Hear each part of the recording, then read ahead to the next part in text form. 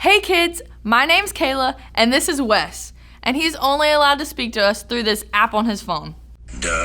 Winning. Winning. And we're gonna be telling you guys about the story of Ruth. So let's get started. Ruth lived in a place called Moab. She was married to an Israelite, God's chosen people in the Old Testament. A few years later, though, Ruth's husband passed away. Bummer. She was so sad. But here's the crazy thing. Instead of going back to her family, which everyone expected her to do, she stayed and took care of Naomi, her husband's mom. Now, at this time in history, it was very common for families to consist of more than just mom, dad, and the kiddos. What? It was often like mom, dad, grandma, grandpa, aunts, uncles, cousins, dogs, cats, sheep, cows. Excellent. Absolutely excellent.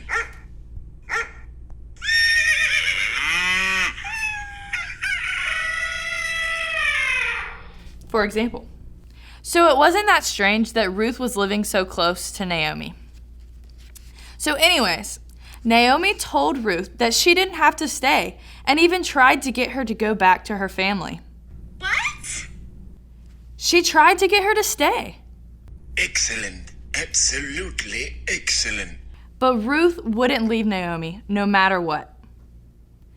In fact, Ruth told Naomi that she wanted to go back to Israel and live with her. Ruth said, "Your people will be my people, and your God will be my God." So they packed up what they could and returned to Naomi's home in Bethlehem. No!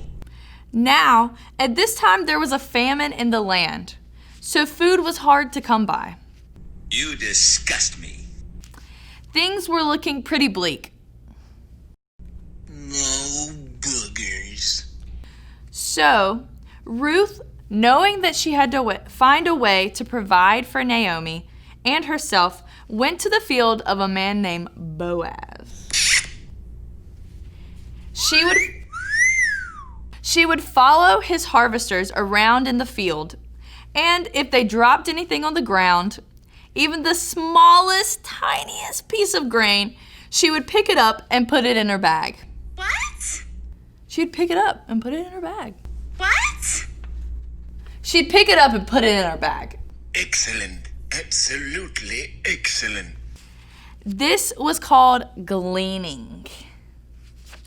She would work from early morning to late at night to collect enough for her and Naomi to have food to eat. The owner of the field, Boaz, took notice of this hard-working young lady. Excellent. Absolutely excellent.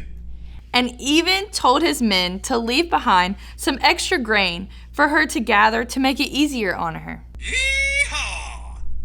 When Ruth told Naomi about how it was easier to collect grain, she was overjoyed.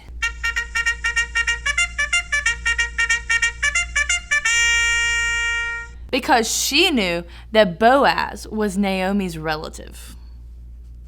Excellent. Absolutely excellent. This was what was called a family redeemer. What? A family redeemer. Does not compute. A family redeemer. He redeems the family. Excellent. Absolutely excellent. So this meant that it was his responsibility to take care of the rest of the family since Ruth's husband had passed away. And basically, that meant that they were going to be okay. Excellent. Absolutely excellent. Do you have another sound effect or something? No! No! No! So, after Ruth had told Boaz that he was their family redeemer, they decided to get married. And even though Ruth wasn't an Israelite, she was invited into God's family because she wanted to follow God no matter what.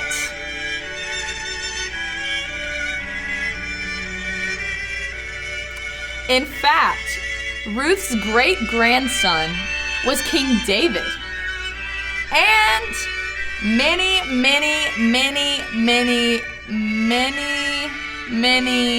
many years later, Jesus was born into the same family line. And because of Jesus, we can be a part of God's family too, just like Ruth. What? We can be a part of God's family too. What? We can be a part of God's family, just like Ruth. Excellent. Absolutely excellent. And that is the story of Ruth.